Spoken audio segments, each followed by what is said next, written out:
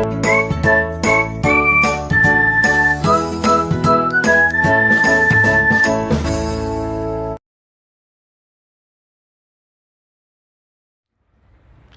students, myself Tabassum Chaudhary and today I am again back with another lecture of structure of atoms and nuclei.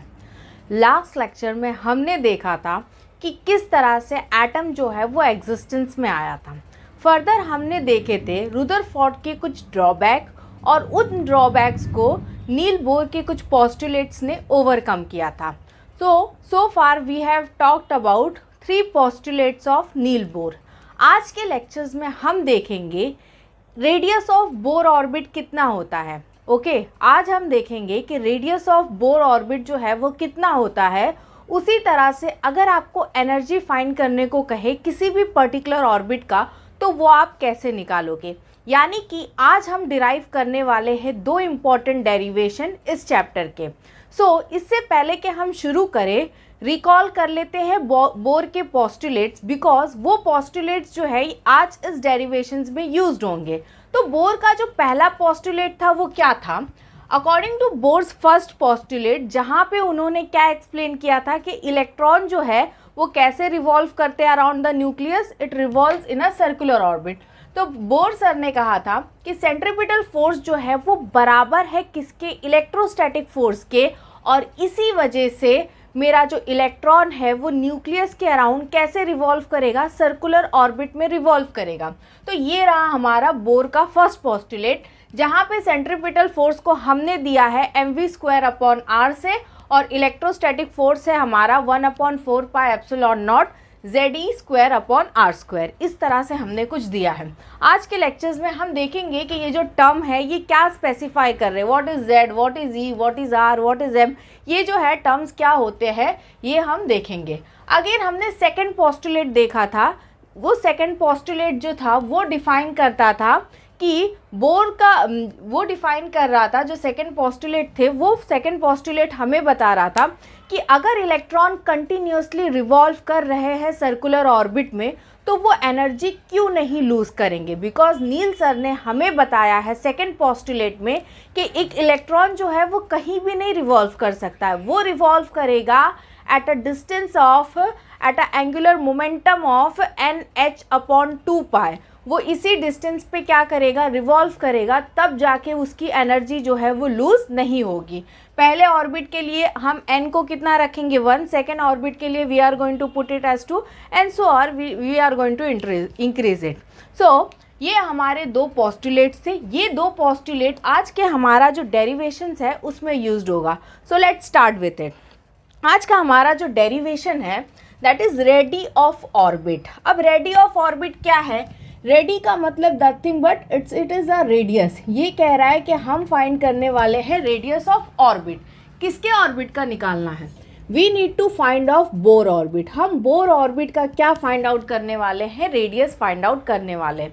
तो as I tell you कि हम जो है ये postulates जो है 2 पोस्टुलेट्स को यूज़ करेंगे. दैट इज़ हमारा फर्स्ट पोस्टुलेट एंड हमारा सेकेंड पोस्टुलेट. ये 2 पोस्टुलेट्स को हम यूज़ करके क्या डिराइव करने वाले हैं, रेडियस ऑफ ऑर्बिट जो है वो किस तरह से दिया जाएगा. तो प्लीज़ पे अटेंशन. बहुत ही सिंपल सा डेरिवेशन है, काफ़ी यूज़फुल है with respect to numerical point of view. Stay tune. Now look over here. क्या कहा गया, हम कहेंगे according to Bohr's first postulate. Okay, तो ये कहानी जो है, इसके डेरिवेशन की जो कहानी है ये शुरू होती है कहाँ से, बोर के फर्स्ट पोस्टुलेट से. तो according to Bohr's, okay, first postulate, according to Bohr's first postulate. अब बोर सर का फर्स्ट पोस्टुलेट जो था वो क्या था. बोर सर का जो फर्स्ट पोस्टुलेट था हमारे पास दैट वाज सेंट्रीपिटल फोर्स जो है हमारा वो बराबर है किसके, इलेक्ट्रोस्टैटिक फोर्स के. और ये जो होता है वो हमारा कितना होता है 1/4πε0 Ze²/r². This was something given. Okay, ये बोर का फर्स्ट पोस्टुलेट था. तो इस इक्वेशन को हम थोड़ा मॉडिफाई करेंगे विथ रिस्पेक्ट टू अवर, हम रेडियस फाइंड करने के लिए. तो ये r कैंसिल हो गया, यहाँ से एक r जो है वो कैंसिल हो गया. मैं इस इक्वेशन को रखूँगी इन टर्म्स ऑफ v². क्यों रखा जाएगा इन टर्म्स ऑफ v², ये आपको क्लियर हो जाएगा आगे. तो हम इसको अभी फ़िलहाल के लिए किससे रखेंगे, वी स्क्वायर में रखेंगे। तो this is nothing but Z E square upon 4 pi epsilon not, यहाँ से m आएगा इधर और ये हो गया मेरा एम आर, एक आर जो है वो कैंसिल हो गया। हम कहेंगे कि ये जो है वो मेरा क्या है, इक्वेशन नंबर 1 है। तो इस तरह से हमने बोर पोस्टुलेट्स को क्या किया, बोर पोस्टुलेट्स को सिंपली हमने सिंप्लीफाई किया in terms of v square. Now moving further to the next postulate. अब हम बुलाएंगे सेकंड पोस्टुलेट को। तो सेकंड पोस्टुलेट को बुलाने का क्या तरीका है, यहाँ पे हम लिखेंगे according to Bohr's second postulate. Okay, according to Bohr's second postulate. अब बोर सर का सेकंड पोस्टुलेट जो था वो किसके ऊपर था, एंगुलर मोमेंटम पे था। बोर सर का जो सेकंड पोस्टुलेट था वो किस पे था, एंगुलर मोमेंटम पे था। और उन्होंने बताया था कि ये एन एच अपॉन क्या होता है, 2 पाई होता है। ओके, इस तरह का कुछ हमें दिया गया था कि बोर सर का जो पोस्टुलेट है that is nothing but an integral of H upon 2 पाई जो है ये होता है। इस तरह से उन्होंने बताया था। हमने रोटेशनल मोशन में पढ़ा था कि एंगुलर मोमेंटम जो है that is also equals to m v r, यानी कि एम वी आर बराबर है किसके, एन एच अपॉन 2 पाई के। ओके, नाउ लास्ट वाला इक्वेशन हमने इन टर्म्स ऑफ वेलोसिटी रखा था। तो इस इक्वेशन को भी हम क्या करेंगे, इन टर्म्स ऑफ वेलोसिटी जो है वो रखेंगे। तो how we are going to do that, हम रखेंगे v को एक साइड और यहाँ पे हमारे पास है एन एच अपॉन 2 पाई और यहाँ से एम आर जो है वो क्रॉस मल्टीप्लाई होके यहाँ नीचे आ जाएगा। ठीक है, सॉरी क्रॉस मल्टीप्लाई नहीं, जस्ट यहाँ पे ये शिफ्ट हो गया। अब ये मेरा क्या था, वी स्क्वायर था, ये मेरा क्या है, v है। अगर ये भी वी स्क्वायर होता तो definitely we can compare them. तो यहाँ पे हम क्या कर देंगे, squaring both the side, squaring both the side करोगे तो ये हो जाएगा v square n square h square 4 pi square m square और ये मेरा क्या हो गया, आर स्क्वायर। हम कहेंगे कि ये जो है वो मेरा क्या है, इक्वेशन नंबर 2 है। तो हमने देखा बोर का फर्स्ट पोस्टुलेट, हमने देखा बोर का सेकंड पोस्टुलेट। हमने फर्स्ट पोस्टुलेट को किस में इन टर्म्स ऑफ किसके कर दिए, वेलोसिटी के कर दिए। और सिमिलरली हमने क्या किया, इसे भी इन टर्म्स ऑफ वेलोसिटी कर दिया। क्या मैं कह सकती हूँ कि मेरा जो पोस्टुलेट नंबर 1 है और जो मेरा पोस्टुलेट नंबर 2 है वो दोनों ही किसे रिप्रेजेंट कर रहे हैं, वेलोसिटी के स्क्वायर को रिप्रेजेंट कर रहे हैं। तो here I can say that comparing equation number 1 and 2, yes और no, we can compare both the equation ना। दोनों इक्वेशन हमारे क्या रिप्रेजेंट कर रहे हैं, दोनों इक्वेशन जो है हमारे वो वेलोसिटी का स्क्वायर रिप्रेजेंट कर रहे हैं, यानी कि दोनों बराबर है एक दूसरे के। अगर दोनों एक दूसरे के बराबर है तो definitely we can compare this equation. तो कंपेयर करते हैं इस इक्वेशन को। तो पहला इक्वेशन मेरा क्या है, जेड ई square okay upon 4 pi epsilon naught m r, और ये बराबर है किसके, मेरे सेकेंड इक्वेशन के, which is nothing but n square upon h square. Okay, और यहाँ पे आ गया हमारे पास 4 pi square upon m square r square. इस तरह से हमने कुछ ले लिया। अब जब हम दो इक्वेशन को कंपेयर करते हैं तो हमारा जो सबसे फर्स्ट स्टेप होता है वो ये होता है कि जो भी कॉमन टर्म्स कैंसिल हो सकते हैं उसे कैंसिल कर दो, सो दैट मेरा इक्वेशन जो है वो क्या हो जाए, सिंप्लीफाई हो जाए। तो यही हम भी करेंगे। यहाँ पे हम क्या करेंगे, जो भी कॉमन टर्म्स है उसको कैंसिल कर देंगे। यहाँ से पाई कैंसिल, यहाँ से एक पाई जो है वो कैंसिल हो गया, यहाँ से m कैंसिल हो गया, यहाँ से मेरा एक m कैंसिल हो गया, यहाँ से r कैंसिल हो गया, यहाँ से मेरा एक r कैंसिल हो गया। सो यहाँ पे हमारे पास 4 कैंसिल हो गया, यहाँ पे हमारे पास 4 कैंसिल हो गया। तो देखते हैं हमारे पास बच क्या रहा है। तो यहाँ पे हमारे पास बच रहा है जेड का square upon epsilon naught and this is equals to n square h square upon pi m r। ये हमारे पास जो है कुछ बच रहा है। हमें क्या फाइंड आउट करना था, radius of the orbit, that is radius of the orbit.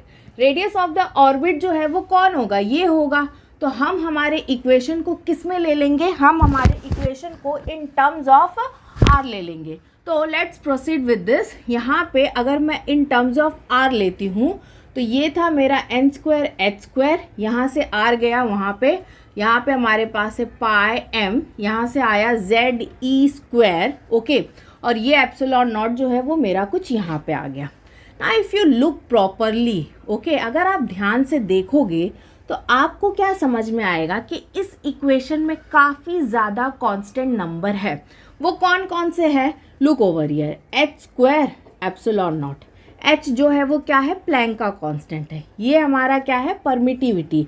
Again we have पाई, ये मेरा m है, दिस इज z, ओके। तो यहाँ पे हमारे पास काफ़ी ज़्यादा क्या है? कांस्टेंट टर्म है, ओके। और एक चीज़ यहाँ पे इफ़ यू लुक प्रॉपरली तो ये जो है वो मेरा क्या है? E square. Again E is nothing but the charge of electron, वो भी हमारे पास क्या है? कॉमन है। तो इस तरह से अगर हम देखते हैं तो हमारे पास काफ़ी ज़्यादा जो है वो क्या है? कांस्टेंट टर्म है।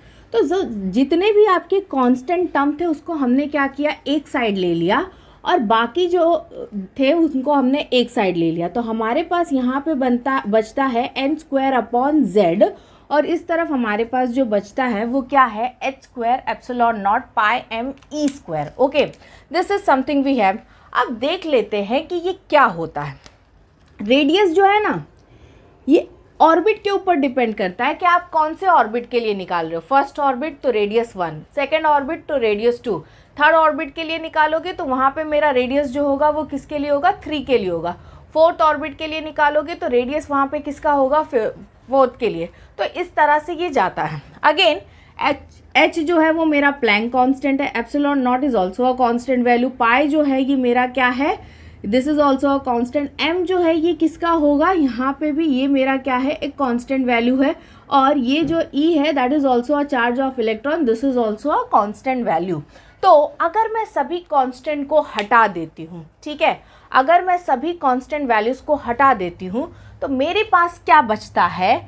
ये मेरा जो इक्वेशन इज इक्वल है वो प्रोपोर्शनैलिटी में चेंज हो जाएगा।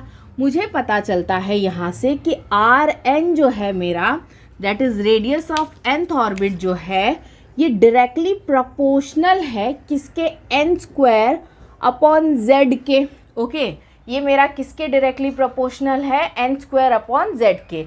यानी कि रेडियस जो है वो डायरेक्टली प्रोपोर्शनल है किसके? ऑर्बिट ऑफ द स्क्वायर के। ये डायरेक्टली प्रोपोर्शनल है किसके? ऑर्बिट ऑफ द स्क्वायर के।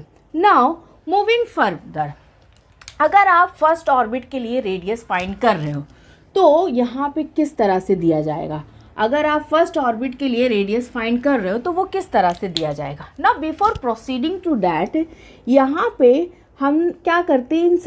इन सब की वैल्यू को, जो सारे कांस्टेंट है, इसको हम लोग किससे डिटरमाइन कर देंगे? a नॉट से डिटरमाइन करेंगे। दैट इज आर एन जो है मेरा, this is nothing but a not n square upon जो है वो क्या है? z है। z is nothing but the atomic number. यहाँ पे z जो है वो मेरा क्या है? ये मेरा क्या रिप्रेजेंट कर रहा है? z जो है वो रिप्रेजेंट कर रहा है एटॉमिक नंबर रिप्रेजेंट कर रहा है। Now moving to the picture further, last में हम बात करते हैं, यहाँ ध्यान दो। नाउ लेट्स कंसीडर कि मैंने जो ये एलिमेंट के लिए किया है, वो जो एलिमेंट है वो मेरा क्या है? हाइड्रोजन है, ओके। तो मैंने ये जो केस रेडियस में फाइंड कर रही हूँ, ये किसके लिए फाइंड कर रही हूँ? हाइड्रोजन के लिए फाइंड कर रही हूँ। अगर मैं हाइड्रोजन के लिए फाइंड कर रही हूँ तो इसका जो एटॉमिक नंबर है वो मेरा कितना होगा? 1 होगा। तो let's substitute over here, r n जो है मेरा, that is nothing but a naught, okay. और यहाँ पे हमारे पास क्या था? n square upon z। तो ये जो है मेरा, अगर मैं एटॉमिक नंबर पुट करती हूँ तो ये बचेगा a not n square, okay. इस तरह से जो हमारी वैल्यू है वो कन्वर्ट होती है यहाँ पे। Now one more important thing, ये तो मिल गया। अगर मैं पहले ऑर्बिट के लिए अपना रेडियस फाइंड करती हूँ, अगर मैं फर्स्ट ऑर्बिट के लिए अपना रेडियस फाइंड करती हूँ तो यहाँ पे R1 जो है मेरा, okay, this is 0.5374 Armstrong not, okay. या फिर ये जो है इट कुड बी R1 जो है, this is nothing but 0.053 nanometre. ये मेरा किसकी वैल्यू है? फर्स्ट ऑर्बिट की वैल्यू है। तो अगर आपको फर्स्ट ऑर्बिट का रेडियस पता है, अगर आपको फर्स्ट ऑर्बिट का रेडियस पता है, दैट इज़ ये वैल्यू अगर आपको पता है कि radius of the first orbit जो है वो कितना होता है? 0.5374 एमस्ट्रॉन्ग नॉट, या फिर आप कह सकते हो कि इट इज़ 0.053 नैनोमीटर।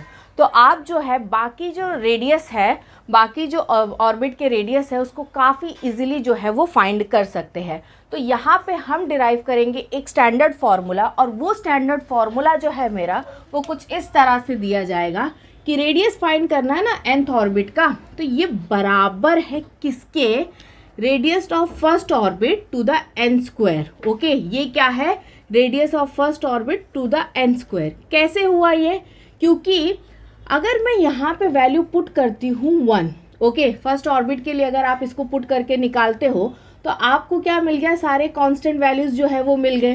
तो ये जो आपको रिप्रेजेंट कर रहा है, ये क्या रिप्रेजेंट कर रहा है, ये आपका कांस्टेंट वैल्यू जो है वो रिप्रेजेंट कर रहा है।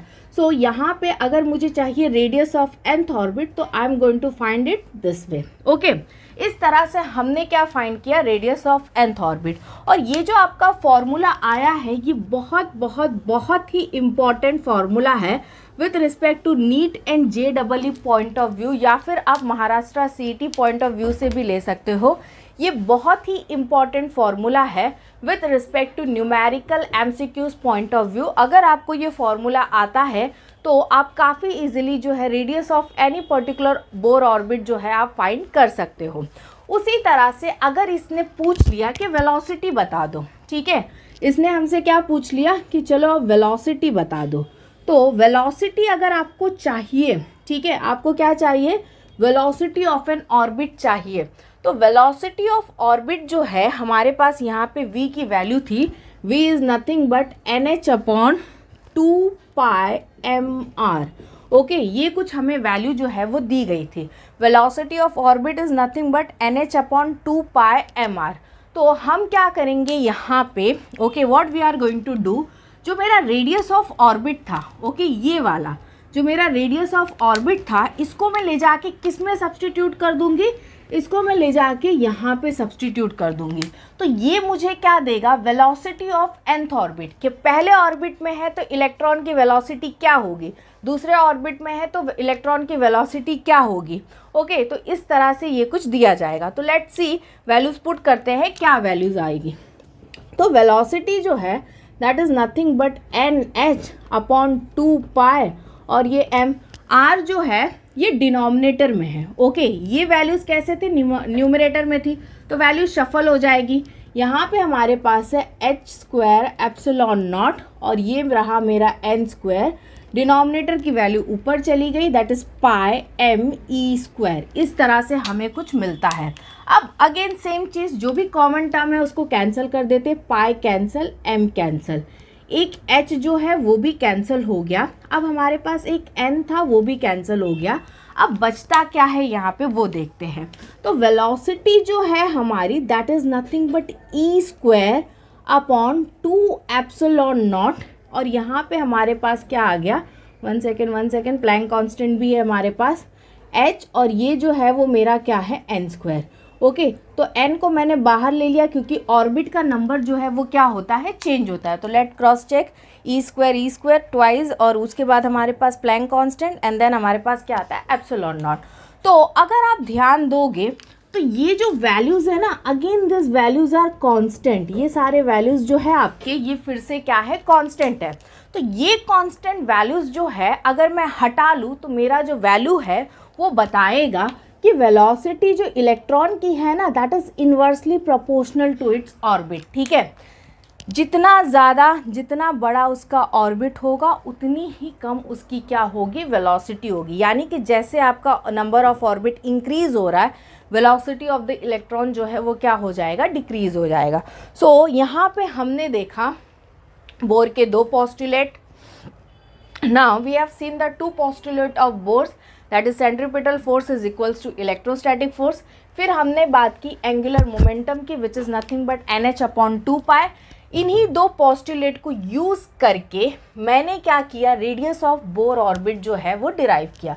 रेडियस ऑफ बोर ऑर्बिट जो है मेरा वो क्या बताता है, according to the Bohr first postulate हमने यूज़ किया इन टर्म्स ऑफ v² लिया। Similarly we have went on to the according to the second postulate, उसको भी v² में लिया, दोनों इक्वेशंस को कंपेयर किया, and here is our value. Now यहाँ पे आपको कुछ टर्म्स जो है वो स्पेसिफाई कर देती हूँ कि ये जो है that is nothing but atomic number. Atomic number जब भी आप जिस भी एलिमेंट के लिए यूज़ करोगे तो उसी एलिमेंट के लिए वैल्यूज़ आप सब्सटीट्यूट कर दोगे। यहाँ पे मैं हाइड्रोजन पे कर रही थी, इसलिए मेरा जो एटॉमिक नंबर है वो कितना हो गया, 1 हो गया, दैट इज़ मैंने उसे हटा दिया। I hope this is clear to you all. आगे जो है हम प्रोसीड करते हैं नेक्स्ट डेरिवेशंस के लिए, that is energy of Bohr orbit. एक पर्टिकुलर ऑर्बिट में कितनी एनर्जी होती है ये हम देखेंगे हमारे नेक्स्ट डेरिवेशन में, which is called as energy of Bohr orbit. So moving further, अब हम बात करेंगे एनर्जी ऑफ बोर ऑर्बिट। अब एनर्जी ऑफ बोर ऑर्बिट क्या होता है? नाउ यहाँ पे हमें पता है कि इलेक्ट्रॉन सिर्फ एक ही ऑर्बिट में नहीं रिवॉल्व करता, उसके पास n नंबर ऑफ ऑर्बिट है। तो अगर हमें क्वेश्चन ये अराइज होता है यहाँ पे कि अगर वो पहले ऑर्बिट में रिवॉल्व हो रहा है तो उसे कितनी एनर्जी चाहिए, सेकेंड ऑर्बिट में रिवॉल्व हो रहा है तो उसे कितनी एनर्जी चाहिए। इसी तरह से आगे जो है वो किस ऑर्बिट में रिवॉल्व कर रहा है डिपेंड करता है कि उसे कितनी एनर्जी जो है वो रिक्वायर्ड होगी।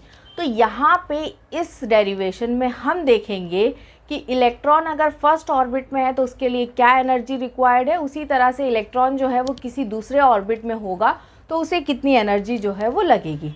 इसके लिए हम यूज़ करेंगे हमारा बोर का फर्स्ट पोस्टुलेट और हम यूज़ करेंगे इलेक्ट्रिक पोटेंशियल का formula which is from electrostatics. Okay, तो इलेक्ट्रोस्टैट्स का इलेक्ट्रिक पोटेंशियल का फॉर्मूला जो है वो यहाँ पे यूज्ड होगा। सो आगे बढ़ते हैं, let's see what is energy of Bohr orbit. Energy of Bohr orbit means हमें क्या फाइंड करना है, ई फाइंड करना है। ओके, अब एनर्जी का मतलब होता है टोटल एनर्जी, येस और no. What is energy? Energy means total energy. अगर टोटल एनर्जी चाहिए तो potential energy plus kinetic energy को ऐड कर दो। ओके, टोटल एनर्जी चाहिए तो क्या करोगे, potential energy plus kinetic energy को आप क्या कर दोगे, ऐड कर दोगे। तो ये बना मेरा इक्वेशन नंबर 1। ओके, हमें क्या चाहिए, अगर एनर्जी चाहिए तो हमें चाहिए कि पोटेंशियल एनर्जी फाइंड करे, काइनेटिक एनर्जी फाइंड करे, दोनों को ऐड कर दे और वो जो होगा मेरा वो क्या होगा, एनर्जी होगा। तो प्रोसीड करते हैं फर्दर।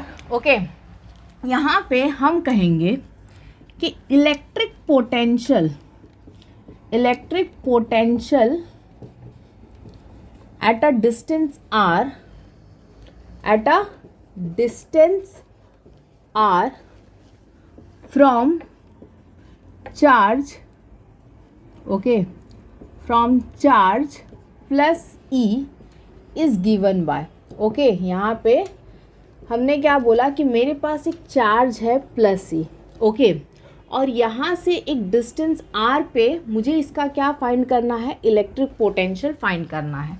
तो वो किस तरह से दिया जाएगा, तो ये फॉर्मूला हमने स्टडी किया था हमारे इलेक्ट्रोस्टैटिक्स के चैप्टर में। वहाँ पे हमने देखा था कि इलेक्ट्रिक पोटेंशियल जो है ना वो कितना होता है, 1/4 pi epsilon naught, and this is nothing but E/r।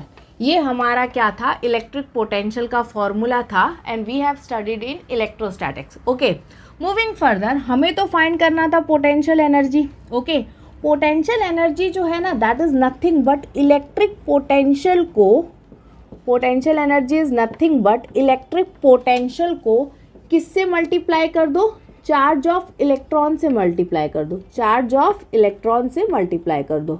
तो यहाँ पे हमारे पास जो है electric potential this is nothing but 1/4 pi epsilon not, और यहाँ पे आएगा हमारा atomic number which is Ze/r. Okay, what is the charge of electron? This is nothing but -e.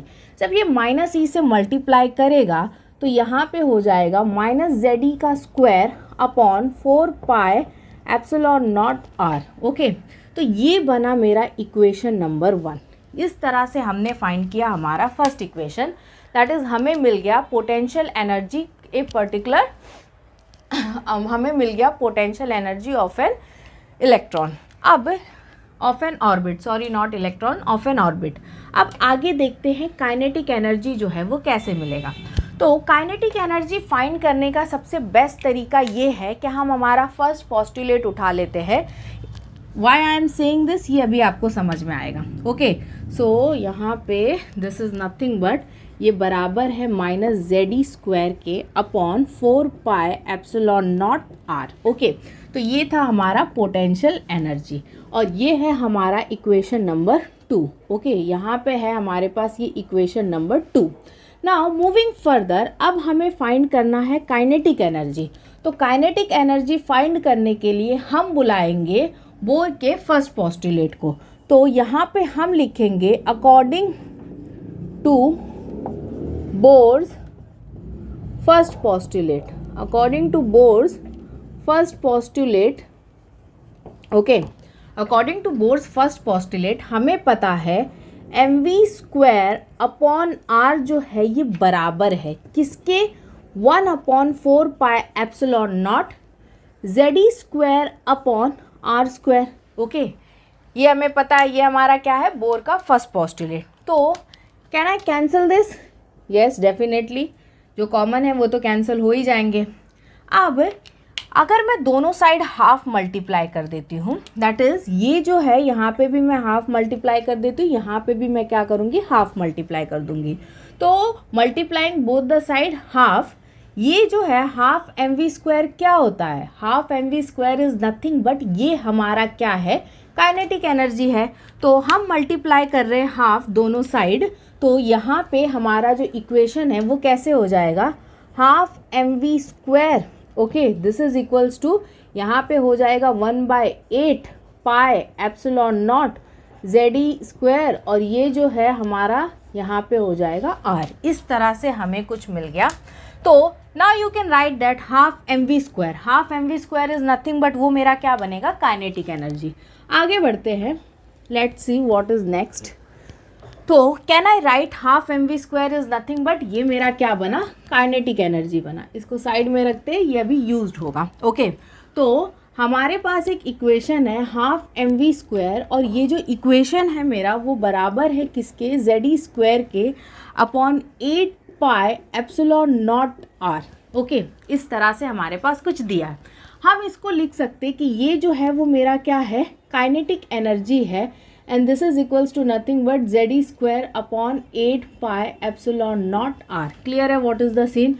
तो यहाँ पे हम यहाँ पे इसे मेंशन कर देते हैं कि ये जो है वो मेरा क्या है, काइनेटिक एनर्जी, और ये बनेगा मेरा इक्वेशन नंबर 2। ओके, सो वहाँ पे हमने उसे मेंशन कर दिया इक्वेशन नंबर 2।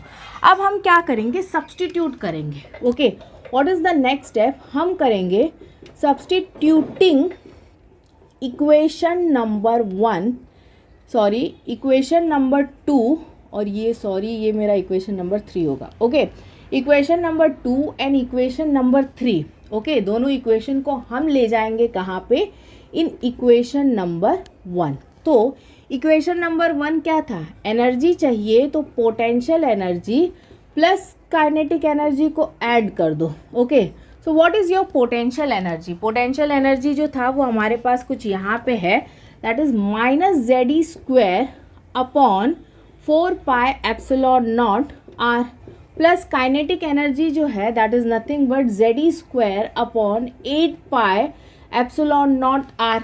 अगर आप ध्यान से देखते हो तो आपको क्या समझ में आएगा कि ये दोनों ही वैल्यूज़ जो है वो एग्जैक्टली सिमिलर है, सिर्फ 1:2 का डिफरेंस है और माइनस का डिफरेंस है। यहाँ पे अगर हम वैल्यूज़ को देखते हैं तो हमें क्या समझ में आता है, ये वैल्यूज़ जो है ऑलमोस्ट सिमिलर है, सिर्फ और सिर्फ किसका डिफरेंस है, 1:2 का। तो जो भी आपके कॉमन टर्म्स है उसको बाहर ले लेते हैं। यहाँ पे मेरे पास आ गया जेड ई स्क्वायर जो है बाहर आ गया। ओके, यहाँ से हमारे पास 4 आ गया, यहाँ पे हमारे पास क्या बचता है, 4 पाई एप्सिलॉन नॉट और ये जो है वो मेरा क्या है, आर है। ये कुछ जो है हमारे पास क्या आ गया, हमने इसे कॉमन ले लिया। अब बचा क्या, यहाँ पे बचता है -1/1 प्लस 1/2। Okay, -1/1 plus 1/2। अगर आप इसको करते हो क्रॉस मल्टीप्लाई तो क्या मिलेगा, -2 + 1 upon 2 that is nothing but -1/2। Yes और नो? तो हम लिखेंगे कि दिस इज़ नथिंग बट -1/2 किससे मल्टीप्लाई होगा, जेड ई square upon 4 pi epsilon naught R. So ये मेरा क्या हो जाएगा, minus Z E square by 8 pi epsilon naught are. Okay, तो ये जो हमने फाइंड की है दिस इज़ नथिंग बट ये एनर्जी है। ओके ये एनर्जी है, बट ये एनर्जी ऑफ बोर ऑर्बिट नहीं है। तो एनर्जी ऑफ बोर ऑर्बिट कैसे बनेगा? तो हम क्या करेंगे यहाँ पे, that is the last step, हम यहाँ पे क्या करेंगे, यहाँ पे हम मेंशन करेंगे दिस इज़ नथिंग बट, ये मेरा इक्वेशन नंबर क्या है 4 है। एक और सब्सटीट्यूशन, सब्सटीट्यूटिंग, ओके यहाँ पे हम क्या करेंगे, यहाँ पे हम लिखेंगे substituting.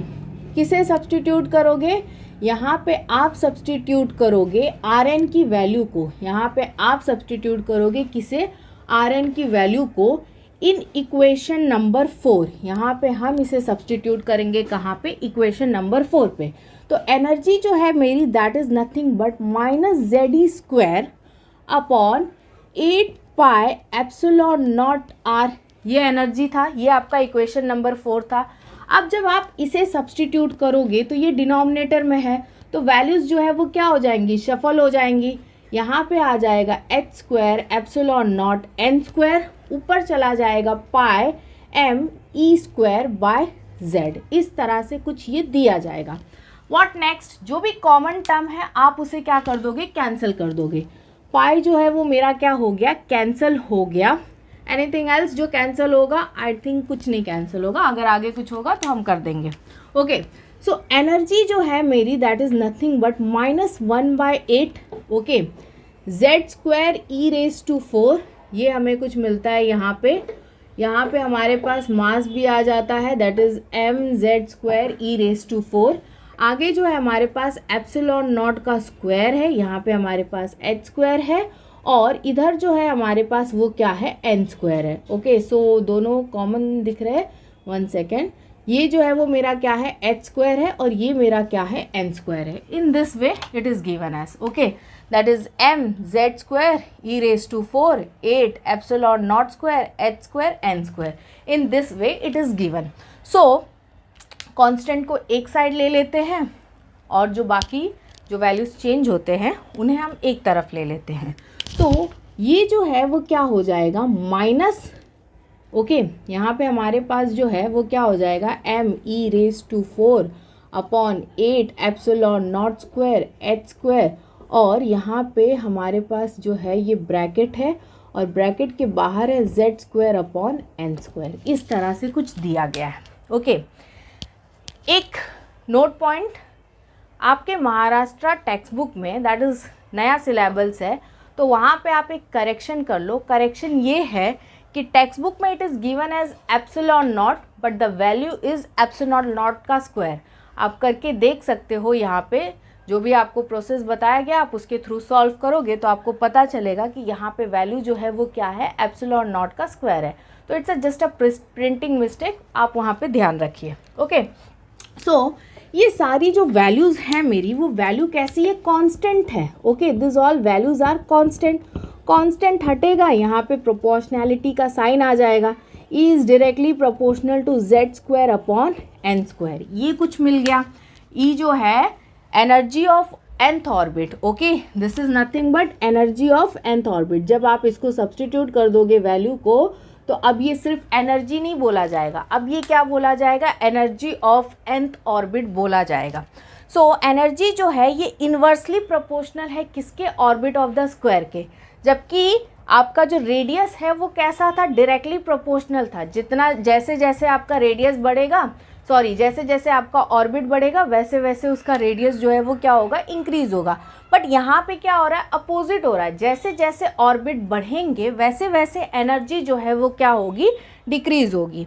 Now one last point, मान लेते हैं कि मैं एनर्जी ऑफ फर्स्ट ऑर्बिट जो है वो निकाल रही हूँ। तो एनर्जी ऑफ फर्स्ट ऑर्बिट जो है ना बच्चा, दैट इज़ आप जब इन कांस्टेंट वैल्यूज़ को पुट करोगे और सॉल्व करोगे तो ये आएगा -13.6 इलेक्ट्रॉन वोल्ट। ओके इसकी वैल्यू जो है वो आपको कितनी मिलेगी, -13.6 इलेक्ट्रॉन वोल्ट।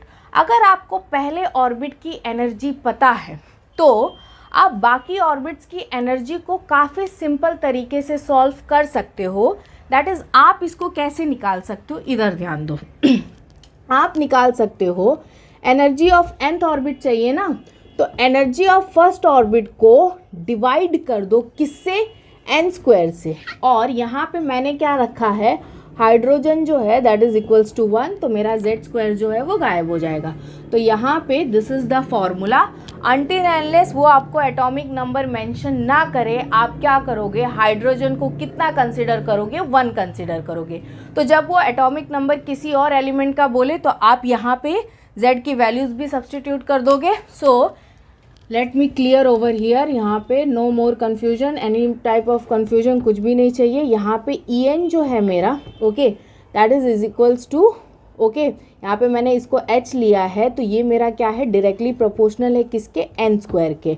और एनर्जी ऑफ फर्स्ट ऑर्बिट जो है that is nothing but -13.6 electron volt.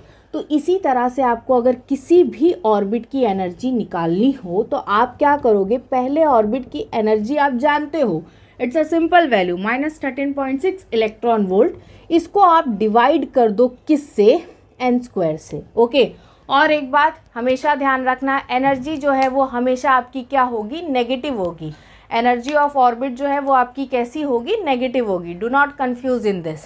सो आज के लेक्चर में हमने देखा रेडियस ऑफ बोर ऑर्बिट कैसे निकालेंगे, radius of energy of Bohr orbit जो है वो आप कैसे फाइंड करोगे। फर्दर लेक्चर में जो कि बहुत ही इंटरेस्टिंग लेक्चर्स होंगे, आने वाले जो 2 लेक्चर्स हैं वो काफ़ी इंटरेस्टिंग होंगे। उसके बाद जो है दैट इज़ 5th और 6th लेक्चर में हम बात करेंगे, यहाँ पे जो भी न्यूमेरिकल्स है with respect to this chapter हम उस पर बात करेंगे। नाउ यहाँ पे आज जो हमने यूज़ किया है, जो 2 डेरिवेशंस हमने किए हैं, ये 2 derivations with respect to numerical point of view बहुत ही इम्पॉर्टेंट है। और उसके बाद नेक्स्ट लेक्चर में हम देखेंगे एनर्जी ऑफ बोर ऑर्बिट जो है वो किस तरह से दिया जाता है। एनर्जी ऑफ बोर ऑर्बिट ये बहुत ही इंटरेस्टिंग टॉपिक है, so do not miss out. Channel को सब्सक्राइब कर लो और बेल आइकन को जो है वो प्रेस कर दो, सो दैट आने वाले अपकमिंग वीडियोस जो है वो आपको रेगुलरली मिला करे। So stay tune to it. Thank you.